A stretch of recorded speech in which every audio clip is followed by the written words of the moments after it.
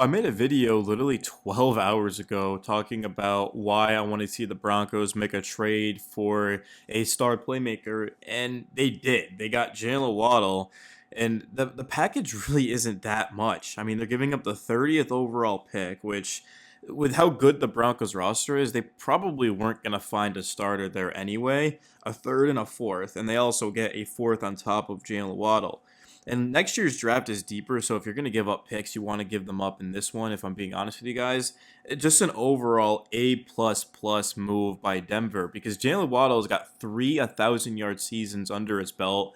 Last season, he was just under 1,000. He didn't end up, I believe, finishing the season because they kind of let him sit out early. I mean, there was no reason. The Dolphins were trash. The reason we haven't seen Waddle kind of take that leap is because he hasn't had an opportunity to do so. He hasn't played with a Bo Nix, and now he's got, of course, an offense that's surrounded by guys like R.J. Harvey and J.K. Dobbins and Cortland Sutton, Pat Bryant, Troy Franklin, Evan Ingram. There's a lot of playmakers in this offense. Sean Payton calling the plays, but the biggest thing is obviously Bo Nix, and we saw the leap that he took in his second season.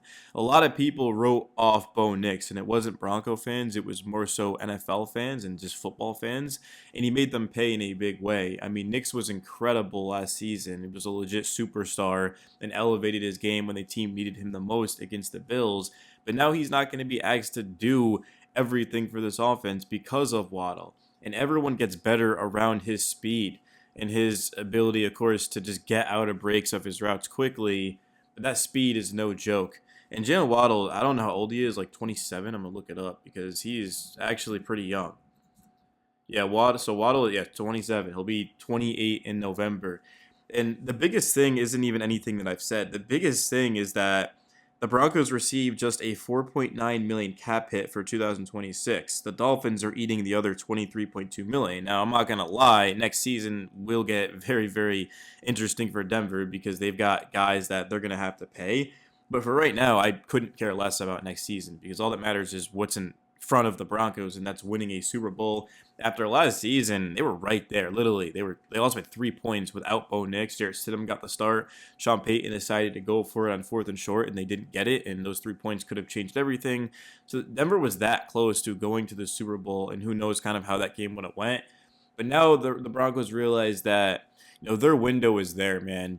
It's so difficult to win in the NFL, and if you have a chance to do so, you got to capitalize on it. And that's exactly what this move screams to me, that the Broncos want to win, and anything but a Super Bowl is going to be seen as a disappointing season. It's insane because, again, 12 hours ago, the Broncos hadn't even signed a free agent. Everything was in the house, and now they're trading away 3 picks to go get Jalen Waddle in a win-now move.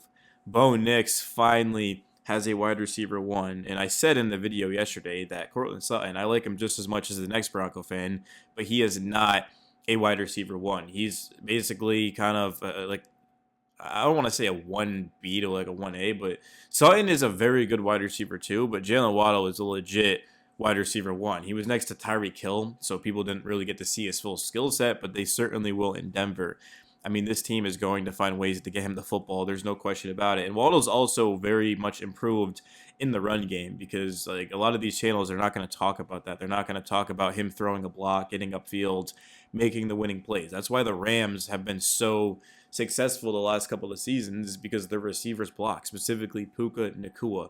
That's actually probably what he's best at, if I'm being honest. Like, Puka's incredible, but he's so good in the run game, and Waddle's going to bring that to Denver too. Yeah, I mean, last season, 64 catches for 910 yards and 6 scores. I think Waddle probably will go over 1,000 yards. He'll probably be well over 1,000 yards. 64 catches, that's going to go into the 70s, and then the touchdowns probably will stay around 6. But that's what Denver needed. It was just a playmaker, someone who can be able to stretch the field and just open things up for everyone else. And when the game's on the line, Bo Nix is going to be going to Jalen Waddle. And if they want to put basically a double team on him, and that's going to create one-on-ones for everyone else. And Cortland Sutton is actually at his best in one-on-one situations, so now all of a sudden he's usually the guy kind of getting those doubles, and it's going to go to Jalen Waddle now. And if you want to double both of them, well, good luck with that, right? So Sean Payton is going to be able to get way more creative and open up this offense, and I mean, this is a game-changing move. I mean, the Broncos were seen as a team that probably was gonna be okay next season, which sounds crazy because of how dangerous they were. But like nobody really was saying the Broncos are gonna win the division, win the Super Bowl. But with Jalen Waddle, that it literally that just completely changed everyone's mind. I mean, this is one of, if not the biggest move of the entire offseason. Like, I can't think of a bigger move that an NFL team has made than trading for Jalen Waddle, going to the Denver Broncos. I mean, this is incredible.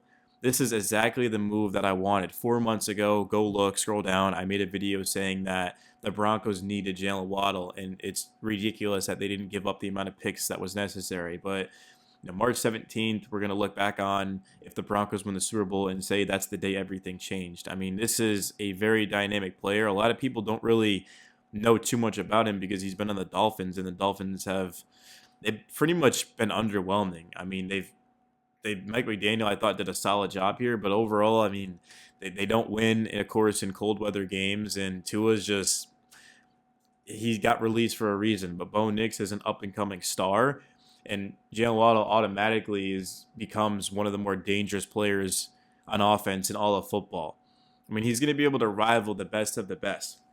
I'm not saying he's Jamar Chase or Justin Jefferson. Yeah, now that I'm looking at a chart, like Jackson Smith and Jigba was incredible last season. George Pickens, Amon-Ra St. Brown. There's a lot of talented receivers like Chris Olave. I think, honestly, Jalen Waddle is just as good as those guys.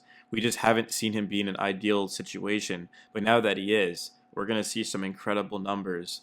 I love this move, man. And the Broncos, they still have draft capital to work with. They've got a second, a fourth via New Orleans, a fourth via Miami, and then there is a couple of seventh-round projected compensatory picks. So the Broncos should have 3 seventh-round picks, and then they'll have a fifth. But draft picks are for depth. I mean, absolutely, if you hit on your picks, it's going to help you. If you don't, then you're going to see a situation like the Detroit Lions where it kind of is holding them back here. But Denver, they've already got their roster established. They weren't going to be able to go out and do much with these picks. So to move them for Jalen Waddle, I mean, this team needed a legit dynamic playmaker. I mean, that's literally what we've been kind of searching for a while now, at least last season and then into this season. So yeah, I will give the move an A++. Like, it's very rare I give out A+s, but like if I'm gonna give one out, it's this trade. I mean, you give up late picks, like the 30th pick, which it's a first round pick, don't get me wrong, but you weren't finding someone who was going to give you 1,000 yards, 6 touchdowns, and 70 catches like Jalen Waddle. It's like receivers in the second round actually tend to work out pretty well for teams, but there's no one coming out there that's going to be immediately and give you the impact of a Jalen Waddle. And with the Broncos being in win now mode, I mean, the move made even that much more sense. So you guys got to let me know your thoughts overall on the trade, man. I'm excited now. I was already excited for the Broncos, but with Jalen Waddle, I mean, sheesh. That is insane. It's like one of those things where it's like I literally woke up and saw it and had literally had to do a double take. I was like, is this real? Like the day after, 12 hours literally after I made my video saying that something's coming for the Broncos after Aqib Talib made that video. But guys, I'm signing out. Hit that like button, subscribe. Until next time, my friends. Peace.